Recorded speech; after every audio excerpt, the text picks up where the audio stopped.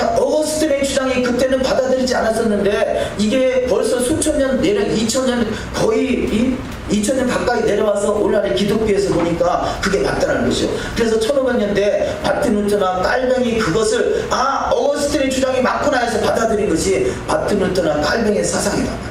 그것이 마치 마틴 루터나 깔뱅이의 사상같이 됐지만요, 사실은 그게 어거스틴의 주장을 그 1500년대에서 다시 주장한 것인데 그걸 받아들인 것 뿐이에요.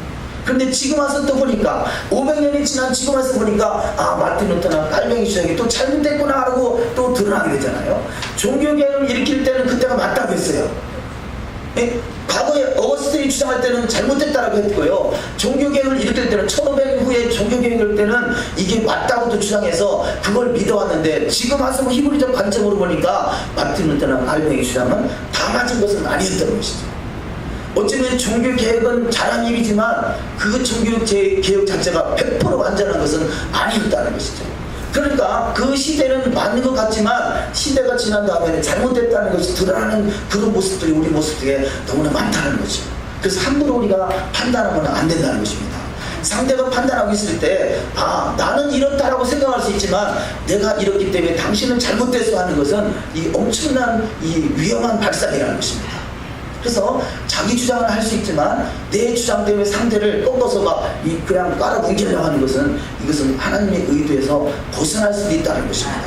또 그런 면에서 우리는 하나님 말씀 앞에 순종하는 것, 우리가 그래서 주님이 세운 제도 앞에 순종하는 것, 이거 배우는 것, 이것은 어찌 보면요 유대인들에게 배울 부분이라 할 수 있어요.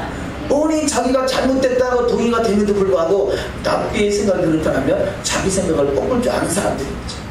왜냐, 순종이 제사보다 낫기 때문에 그렇죠. 내 의지를, 나의 생각을 주장하는 것보다 순종하는 것을 너무 순종하게. 왜냐, 저들은 아브달 9일의 사건이 무엇이 문제인지 순종과 불순종의 차이라는 것을 너무나 잘 알기 때문에 최소한 순종하는 것 자체 하나만이라도 제대로 배우겠다는 그런 훈련이 저들한테 있다고 할 수 있지 않겠습니까? 우리는 그렇잖아요. 내가 조금 주장하는 것이 맞다 그러면 막 머리 번쩍 들고 나요 이게 맞죠? 죽어도 맞죠? 그러잖아요. 이런 부분들이 이스라엘은 수천 년 동안 훈련되고 연단이 되면서 저들은 그걸 소화할 수 있는 믿음을 가지고 있다는 것입니다. 그래서 저들은 둘이 그렇게 충돌하면서도 결코 싸우지 않아요. 우리는 헬라적인 사고가 들어와 있어서 나하고 의견이 다르면 잘못됐다고 갈 길 가자 갈랐어요. 이런 부분들이 우리가 훈련이 부족하다라고 할 수 있겠습니다.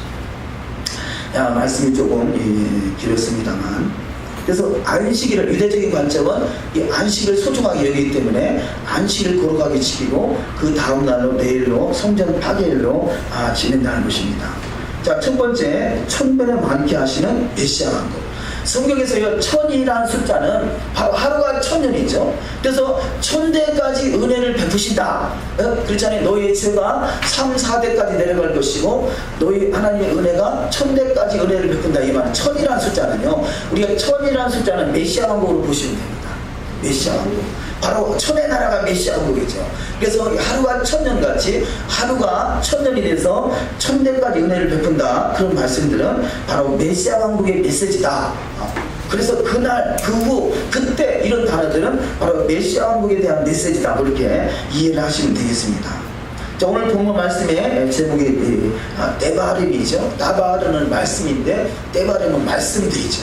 그래서 신명기서는 창세기, 출애굽기, 레위기, 민수기를 삶으로 살아본 결과 이것을 종합적으로 말씀을 다시 정립해서 다시 재설교를 하는 것입니다.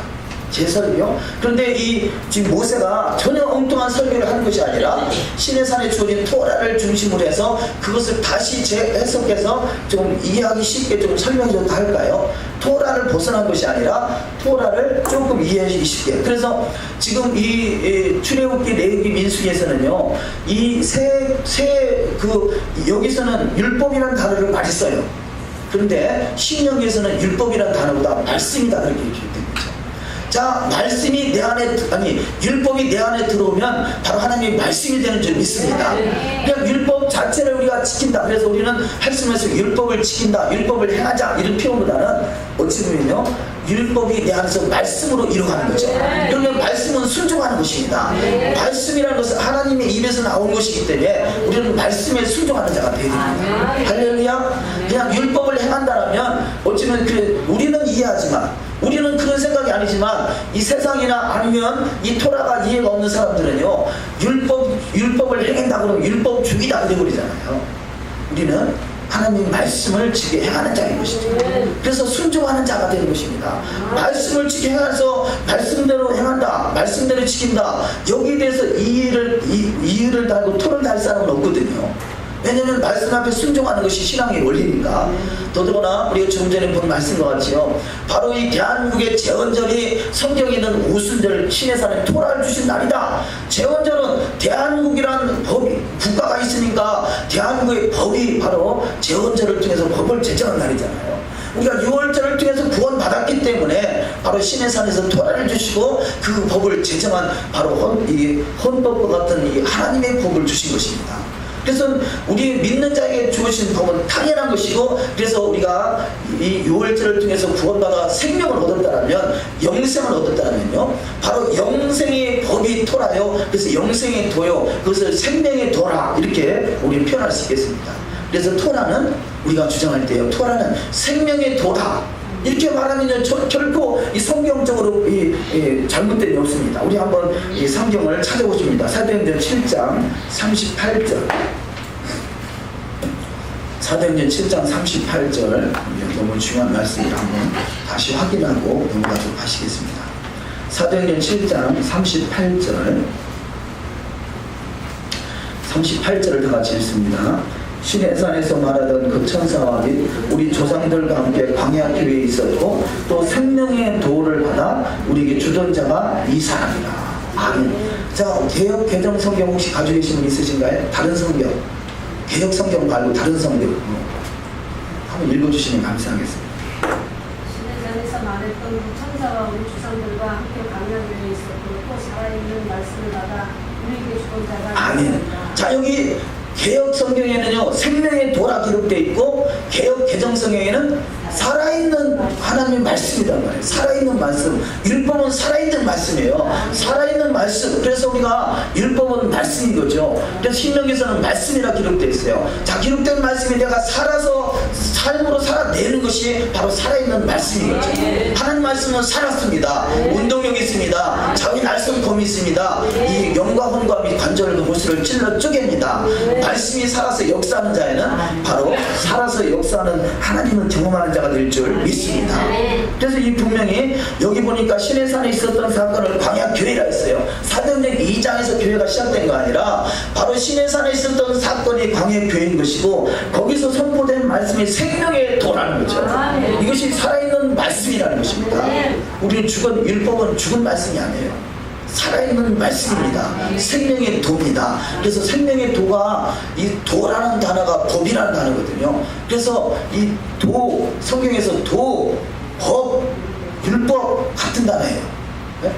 꼭 그렇게 다 똑같이 번역한 건 아닙니다만, 도라는 단어가, 법이라는 단어가 율법이라는 단어, 토라라는 단어인 것이죠. 그러면 생명의 도, 생명의 말씀, 바로 생명의 법, 우리는 생명법인 것이죠. 토라는 생명법이에요. 사망법이 아니에요. 그러면 이 성령은 뭐라고 그래요? 성령의 법 그러잖아요. 자, 이 성령은 바로 성령의 법이 뭐냐? 생명의 법이란 말이에요. 생명의 법을 이끌어 주시는 분이 성령인 것이죠. 그래서 이 성령은 성령의 법. 바로 성령의 법이, 성령이 우리를 이끄시는 것이 토라의 삶을 살아낼 수 있도록 하는 것이 성령의 이끄시는 것입니다. 그래서 성령은 토라가 나눠지는 것이 아니죠. 토라는 진리고 바로 이 성령은 진리의 영이기 때문에 진리의 영이 하는 역할이 토라의 마음과 생각에 새겨서 말씀대로 이루어가게 하시는 것입니다. 그래서 토라는 바로 신의 산에서 지금 분명히 말씀하고 있죠. 신의 산에서 말하던 그 천사와 및 우리 조상들과 함께 광야 교회에 있었고 또 생명의 도를 받아 우리에게 주던 자가 이 사람이라. 모세를 말하잖아요. 자, 모세를 말하는 자, 또 여기서 말하는 그 나와 같은 선지자는 또 실장은 예수와를 말하는 것이죠. 예수와 그분은 생명의 도를 전하시는 거고, 이것이 바로 시내산의 토라, 주어진 토라가 생명의 도요, 생명의 법이요. 그 생명의 법, 우리 하나님의 말씀은 생명의 법인 것이죠. 생명의 말씀인 것이죠. 그래서 말씀이 살아서 역사하는 주인공이 다 되셔야 될 줄 믿습니다. 계속해서 본문으로 좀 들어가도록 하시겠습니다. 그래서 이 따바르라는 단어를 우리가 파자를 하면요, 머리 대신 아들의 나라에 다스리는 법이 말씀이다. 아들의 집으로 만들어지는 오는 세상이 말씀으로 다스려지는 나라입니다. 왜냐하면 말씀으로 세상을 창조했잖아요. 그럼 말씀으로 세상을 창조했는데 말씀으로 다스리는 나라가 오는 것은 당연한 것입니다. 토라로 세상을 창조했다면 토라로 세상을 다스리는 나라가 오는 것은 당연한 것입니다. 할렐루야. 우리는요, 토라 그러면 그 중에 가장 걸리는 것이 뭐냐? 제사잖아요. 제사. 토라는 지켜야 되는데, 율법을 지켜야 된다는 건 좋은데 제사법은 폐했다 그러잖아요. 근데 제사법도 다, 제사법이 다 죄 때문에 생긴 거 아니에요. 제사법이 5대 제사가 있잖아요. 번제와 소제와 화목제와 속죄제와 속건제와, 최소한 이 속죄제와 속건제는 죄와 연결되어 있다 한다면요, 번제와 소제와 화목제는 죄와 상관이 없단 말이에요. 죄와 상관이 없어. 그러면 자, 죄와 상관이 있는 속건제와 속죄제는 일단 제껴두고 번제 드린다고 잘못됐나요? 왜 번제는 성경에서 죄와 상관없이 어떤 죄와 상관이 없다라면 최소한 번제와 소제와 화목제에 대해서는 우리가 이거 왈가합을 할 일이 아니거든요. 그것은 당연히 율법이니까 그 문제가 될 수가 없단 말이죠. 또 속죄제와 속건제에서는 우리가 해석을 좀 더 깊이 봐야 되겠습니다만, 그런데요, 앞으로 들어갈 주님의 나라는 성령이 역사하는 나라고 말씀 마음과 생각에 기록된 나라거든요. 그러면 최소한 말씀의 나라 안에 들어가 있는 메시아 왕국의 안에 들어가 있는 사람은요, 부활체로 거듭난 자고 그들은 죄와 상관이 없는 자들이에요.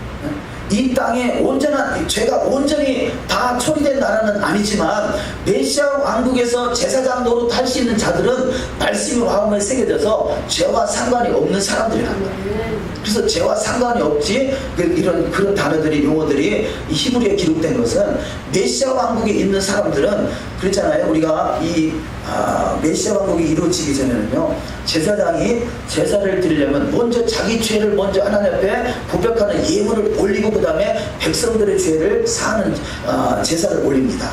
그런데 메시아 왕국에는 바로 말씀이 마음과 생각이 새겨져서 자기 제사장은 죄와 상관없는 사람이에요. 이미 처리가 된 사람들인 것이죠. 그래서 이 백성들의 죄는 아직까지 세상에 죄가 남아있기 때문에 백성들의 죄는 연결이 되어 있지만 자기 죄와는 상관이 없는 사람들이 제사를 의식을 행한다, 이렇게 표현할 수 있겠습니다. 자, 어쨌든 천배나 베풀어지는 하나님의 은혜가 메시아 왕국이요, 그리고 천년 왕국, 그래서 그것을 천국이다 이렇게 표현하는 것이죠. 우리는 그래서 그 천배나 많게 하시는 그 메시아 왕국의 주인공들이 다 되셔야 될 줄 믿습니다. 그래서 말씀도 오늘도 조금 간단하게 넘어가도록 하시겠습니다. 두 번째, 집권자를 세워 장성한 분량으로 이렇게 하신다. 자, 구약에서나 신약에서나, 자, 모세가 이 직분자를 1000부장, 100부장, 50부장, 10부장, 또 패장을 세우죠.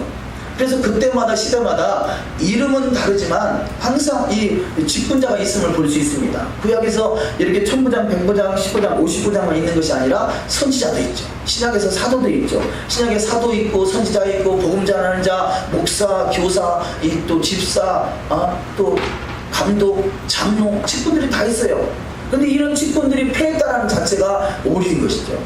이 직분이 이름은 차이가 있을지 모르지만 직분자를 통해서 이 그리스도인의 장성한 분량에 이르게 하는 것이 바로 하나님의 뜻인 것입니다. 그래서 이 세 번째 말씀, 에베소서 4장 11절을 읽습니다. 그가 어떤 사람은 사도로, 어떤 사람은 선지자로, 어떤 사람은 복음 전하는 자로, 어떤 사람은 목사와 교사로 삼으셨으니. 다음 말씀 사도행전 6장 3절, 형제들아 너희 가운데서 성령과 지혜가 충만하여 칭찬받는 사람 7을 택하라. 우리가 이 일을 그들에게 맡기고 우리는 오로지 기도하는 일과 말씀 사역에 힘쓰리라 하니. 아멘. 자, 기도하는 일과 말씀 전하는 일을 하기 위해서 바로 7 집사를 세웠다 그러죠. 여기서 뭐 집사라는 표현은 없습니다만 우리가 이해하면 7 집사라 그렇게 표현합니다. 또 베드로전서 2장 13절 인간의 세운 모든 죄들을 주를 위하여 승복하되 혹은 위에 있는 왕이나 혹은 악행하는 자를 징벌하고 선행하는 자를 포장하기 위하여 그의 보낸 방백에게 하라. 아멘. 자, 인간의 제도 속에 세워진 모든 제도를 주님을 위해서 그 또한 순종하는 것이 당연하다고 말씀하잖아요. 그리고 우리가 하나님을 위해서, 하나님 나라를 위해서 세운 제도라면 당연히 순종하는 것 더 당연하겠죠. 근데 그런 모든 제도를 무시하려고 하는 것이 또 오늘날에 있는 어떤 지방교회, 뭐 형제교회, 뭐 이런 부분들이 있죠. 뭐 이런 부분들이 여러 가지가 천참을 어떻게 해서라도 하나님이 세운 제도를 부정하고 깨뜨리려고 하는 그런 부류들이 수없이 일어납니다. 이것이 뭐예요? 어떤 핑계를 대서라도 불평하고 원망하는 것이, 이것이 바로 가난 정당군의 모습이라겠잖아요. 어떤 이유를 대든 내 안에 불평과 원망이 그 씨가 내 안에 사라지지 않고 있다면 아직은 그 불순종이, 불신의 씨를 없앨 때까지 우리는 더 멍석마리를 당해야 돼요. 멍석마리를 당해야 돼요. 성경에서 42번에 해결됐다면 얼마나 좋겠어요. 근데 42번 해도 해결되지 않은 사람들이 부지기수였어요. 부지기수. 더 당하더라도 우리는 하나님, 나 멍석말이 그만 당하고 싶어요, 이삭 그만 당하고 싶어요, 그게 아니라 42번이 넘어간다 할지라도 우리는 가나안 땅에 땅을 밟아야 되겠나이다. 그 소망을 가져야 돼요. 메시아 왕국에 대한 소망을 가져야 됩니다. 어떻게 해서 징계나 심판을 피하려고 할 것이 아니라 더 때려서라도 우리는 반드시 이 주님의 나라에 입성하는 자가 되어야 될 줄 믿습니다.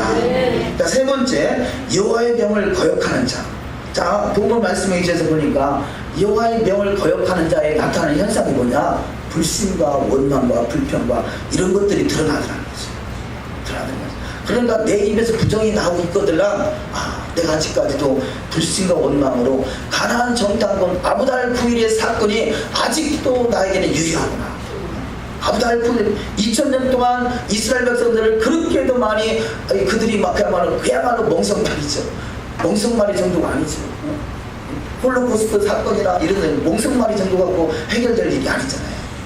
이런 것들이 우리는 아직까지 불신과 원망의 씨가 있다는 증거라는 것입니다. 고린도전서 10장 4절을 한번 읽습니다.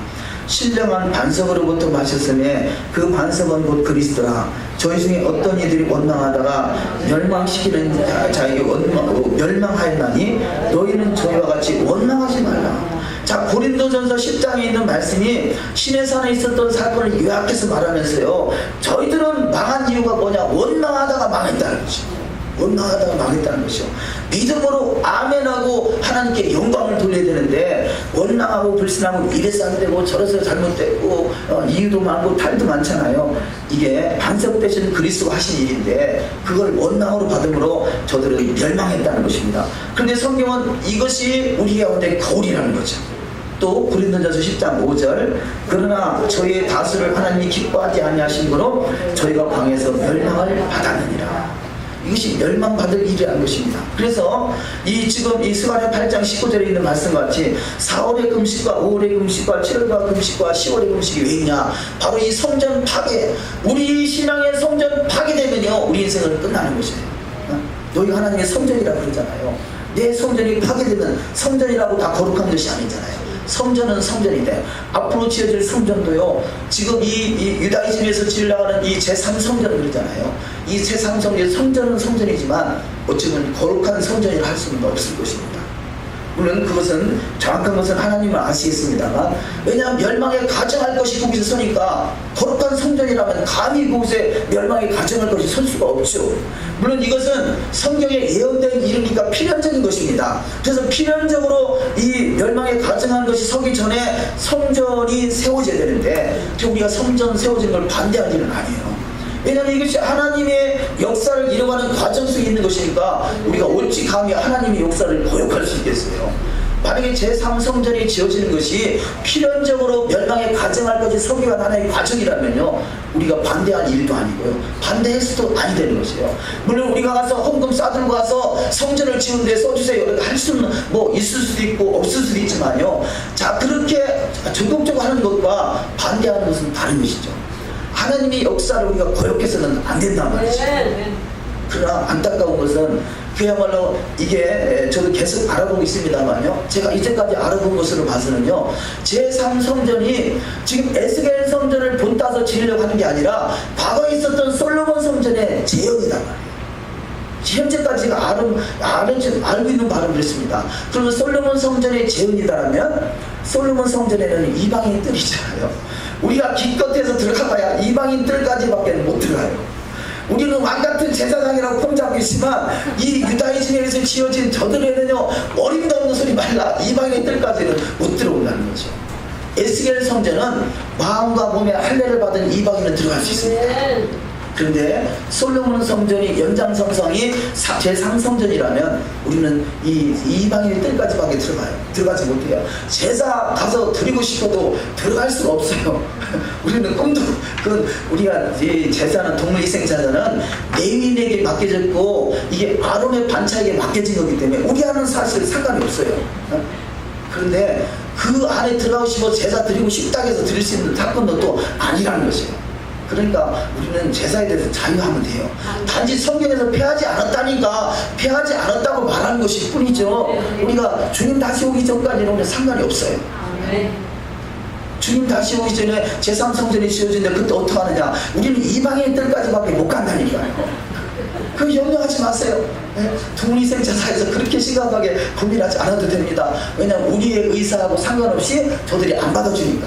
안 받아주니까. 근데 너무 거기에만 우리가 집착해 있는 건데 우리는 단지 말씀을 믿자는 거죠. 천지가 없어지기 전에 율법이